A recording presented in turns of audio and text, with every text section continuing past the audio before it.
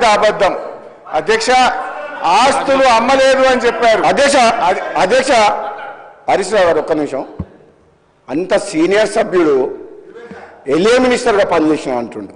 నాకు వ్యక్తిగతంగా దగ్గర మిత్రుడు అది వేరే విషయం పక్కన పెడదాం కానీ ఆన్ రికార్డ్ మైక్లో ఒక సభ్యుని యూజెస్ ఫెలో అని అధ్యక్ష అంటే మీరు ఏంది అంటే మీరు ఈ అసెంబ్లీ తెలంగాణ ఇచ్చిన కాంగ్రెస్ పార్టీ ప్రజలు ఆశీర్వదించి మీ ప్రభుత్వాన్ని చక్కగా ముఖ్యమంత్రిగా నాయకత్వంలో మా డిప్యూటీ సీఎం నాయకులు మంచి పనులు చేస్తుంటే మీకు జీర్ణించుకోలేదు ఏం మాట్లాడాలి అరే ప్రజలు వింటున్నారు అధ్యక్ష తెలంగాణ ప్రజలు కొట్లాడిన తెలంగాణ రాష్ట్రం తెచ్చుకున్నది ఆత్మగౌరవం కోసం అటువంటి ఆత్మగౌరవం కోసం ఆంధ్ర ప్రజలు ఈ తెలంగాణ ప్రజలు తెలంగాణ రాష్ట్రాన్ని నడపలేరు ఉన్నారు కానీ ఈరోజు మీరు ఏమనుకున్నారు మీరే పర్మనెంట్ ఇక మీరు ఎవరు రావాలనుకున్నారు తెలంగాణ ప్రజలు ఆశీర్వదిస్తే కాంగ్రెస్ పార్టీ వచ్చింది అసలు వీళ్ళు ప్రభుత్వాన్ని నడపలేరు అనుకున్నారు బ్రహ్మాండంగా ప్రభుత్వం నడిపి కాంగ్రెస్ పార్టీ ముఖ్యమంత్రి గారి నాయకత్వంలో బ్రహ్మాండంగా మంచి పనులు చేస్తుంటే జీర్ణించుకోలేక అసహనంతో ఒక సభ్యుని పట్టుకొని యూజ్లెస్ ఫెలో అని అంటున్నా అంటే క్షమాపణ చెప్పాలి అధ్యక్ష ఇది చాలా అన్యాయం ఎందుకంటే ఈ సభ గౌరవాన్ని ఒక సీనియర్ సభ్యుడు ఆ విధంగా సభ్యులు ఉద్దేశించి మాట్లాడుతుంటే తెలంగాణ కోసం పోరాడింది మీరు ఒక్కరు అనుకుంటే తెలంగాణ రాలే ఇది ఇచ్చిన తెలంగాణ కాంగ్రెస్ పార్టీ ఈ తెలంగాణలో మీరు ఏం మాట్లాడినా నడుస్తుంది ఇన్ని రోజులు అనుకుంటూ ఇక మీరు ఆటలు సాగవు తెలంగాణ ప్రజలు కాంగ్రెస్ పార్టీని ఆస్వాదించిండు ఈ మాటలు హరీష్ రావు గారు నేను చెప్తున్నా మీకు సభ మీద ఏమాత్రం గౌరవం ఉన్నా తెలంగాణ రాష్ట్ర ప్రజల మీద ఏ గౌరవం ఉన్నా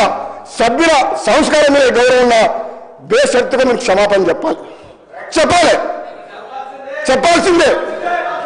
మీ ప్లేస్లో నేను చెప్తా మీకేం కొమ్ము మీరేం కింద పడిపోరు మీ కిరీటం ఏం పడిపోదు కానీ ఆ మాట మాత్రం మీలాంటి వ్యక్తి ఇంకెవరన్నా అంటే కొత్త సభ్యుడు అంటే మేము బాధపడేటోళ్ళం కాదు పట్టుకున్నాడు కానీ హరీష్ రావు గారు అంటే ఉద్యమకారుడు మంచి పేరుంది మీరందరం కూడా గౌరవిస్తాం ఏం భాష అధ్యక్ష తెలంగాణ సమాజం మొత్తం మన మీద ఎన్నో ఆశలు పెట్టుకొని ఈ తెలంగాణ రాష్ట్రం కోసం 1000 మంది యువకులు ఆత్మ బలిదానం చేసి ఈ సభ నడుస్తుంటే బ్రహ్మాండంగా వాళ్ళ సమస్యల కోసము మాట్లాడే ఒక మంచి పద్ధతిలో మాకు చెప్పాలి కానీ మీకు ఎప్పుడు అధికార హోదాలే కావాలి ప్రతిపక్షం వద్దు అంటే ప్రజలు ఇచ్చిన తీర్పును కూడా గౌరవించకుండా మంచిగా బ్రహ్మాండంగా పనిచేస్తుంటే ఇచ్చిన హామీలు కూడా అధ్యక్ష గౌరవ ముఖ్యమంత్రి గారు రేవంత్ రెడ్డి గారి నాయకత్వంలో ఈరోజు ఇచ్చిన హామీలు కూడా ఒకరి తర్వాత ఒకటి అంటే ఉచిత బస్సు చేయడం తప్ప రైతులకు రుణమాఫీ చేయడం తప్ప కరెంటు చేయడం తప్ప మన బడి పిల్లలకు మెస్సార్జీ పెంచడం తప్ప ఇన్ని మంచి పనులు చేస్తుంటే వీళ్ళ కడుపుల మంట జీర్ణించుకోలేక ఈ విధంగా మాట్లాడుతున్నారు ఇది అన్యాయం అధ్యక్ష ఇది క్షమించడం చేయడం నేను చెప్తున్నా మీరు ప్రతిపక్ష హోదా కూడా కోల్పోతారు మర్యాదగా మాట్లాడకపోతే కనీసం మాకు ప్రతిపక్షం లేకుండా ప్రజాస్వామ్యాన్ని కూలి చేసిన వ్యక్తులు వీళ్ళు మాకు దొంగను అంటే ఎవరు దొంగ మీరు అప్పులు చేసిండ్రు అనవసరంగా అప్పులు చేసిండ్రు మంచితనానికి అవసరం కోసం నిజంగా అవసరం ఉంటే అప్పు చేయాలి ఒక హైదరాబాద్తో కూడిన తెలంగాణ కాంగ్రెస్ పార్టీ సోనియా గాంధీ ఇస్తే ఇది అప్పులు ఇచ్చే రాష్ట్రం ఒక అధ్యక్ష ఒక నిమిషం ఇది హైదరాబాద్తో కూడిన తెలంగాణ అంటే మిగతా రాష్ట్రాలకు అప్పులు ఇచ్చే రాష్ట్రాన్ని అప్పుల పాలు చేసి అడుక్కునేటట్టు చేసి సర్పంచులకు బిల్లులు చేయలేని దౌర్భాగ్యులు మీరు అంటే తప్పేం అధ్యక్ష దొంగ అంటాడు బయట తిడుతున్నారు దొంగలకు పోతే దొంగతనం చేసి దోసుకుంటే ఏమని పిలవాలి ఇప్పుడు ఎట్లుందంటే వాళ్ళ నీతి ఎట్లుందంటే దొంగనే మమ్మల్నే దొంగ అంటుండు ఇంకేం చెప్పాలి అధ్యక్ష దొంగతనం చేసింది వాళ్ళు రాష్ట్రాన్ని దోసుకునేది వాళ్ళు మమ్మల్ని దొంగతనం దొంగ ఇంకేమంటే అధ్యక్ష హరీష్ రావు గారు ఒక్కటే మరి చెప్తున్నారు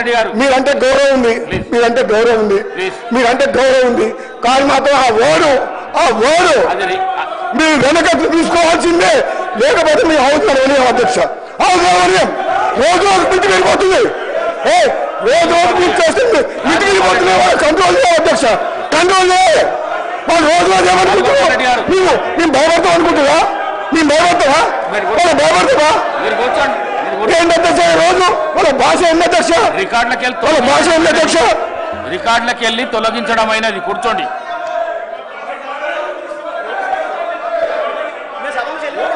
పేరు